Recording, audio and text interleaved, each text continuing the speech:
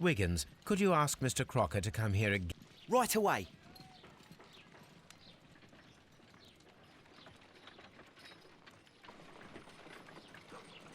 Why did you make me come here again, Mr. Holmes? It is over. I know that it was you who killed Sir Eustace Brackenstall. What? I know, because of the height at which the rope was cut. The knife used was a sea knife. The knots were sailor's knots, and not least the sheer force that was put behind the killing blow. And because you are the only one who knows Lady Mary Brackenstall in London. And because you love her. It's true.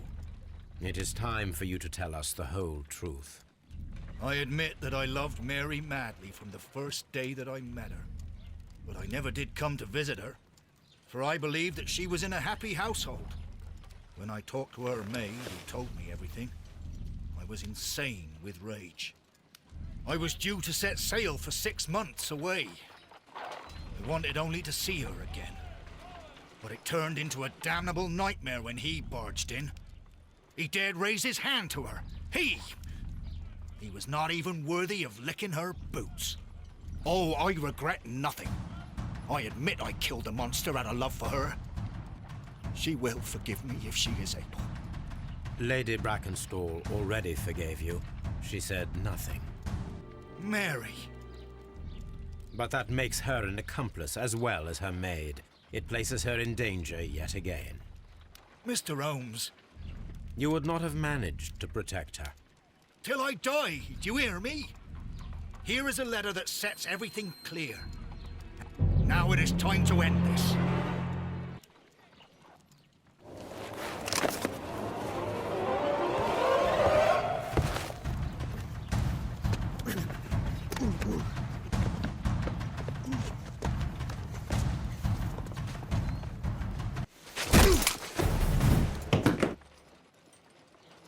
Please forgive me, Captain Crocker. I wished only to test your sincerity, and your words and deeds have far exceeded my expectations.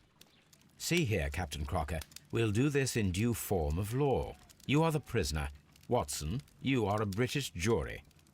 Captain Crocker, the evidence shows that you acted without premeditation and used reasonable force to protect an innocent victim from her husband's brutality. Your devotion pushed you to attempt to kill yourself in order to protect the one you love. Now, what say you, gentlemen of the jury? Not guilty, my lord. Vox populi, vox Dei. You are acquitted, Captain Crocker. So long as the law does not find some other victim, you are safe from me. Mr. Holmes. It is a great responsibility that I take upon myself, but I will give Lestrade an excellent lead, and if he can't avail himself of it, I can do no more. Come back to your lady in a year, and may her future and yours justify us in the judgment which we have pronounced this night.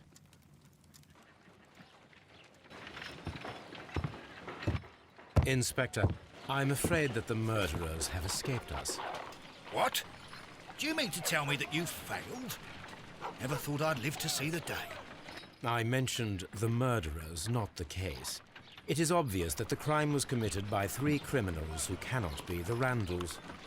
You really think so? You only need to find a gang of 3 thugs wandering around. I can trust you to do that.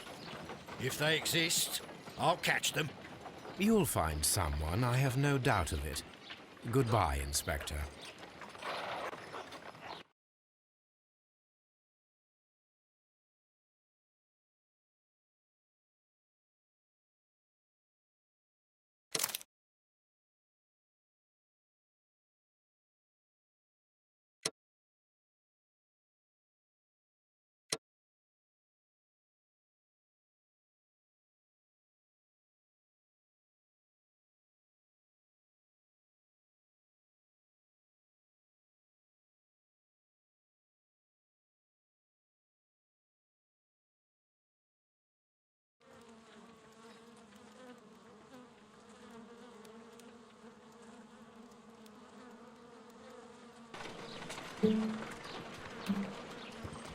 Holmes, for heaven's sake, whatever's going on? Oh, hello, Watson. You're early. Did you kill all of your patients? What? Holmes, where have all these wretched bees come from? I increased the temperature of the room so as to prevent them from hibernating. I needed to take a sample of honey. But it worked, Watson. We will have honey all year round.